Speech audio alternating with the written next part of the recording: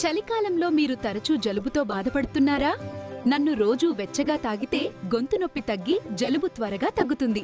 నన్ను టీలో లేదా భోజనంలో కలిపితే క్రిములు పోయి మీ శరీరం వెచ్చగా ఉంటుంది.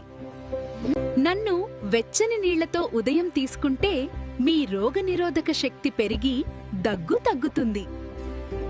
నన్ను నెమ్మదిగా తాగితే ముక్కు క్లియర్ అయ్యి మీకు వెంటనే రిలీఫ్ వస్తుంది.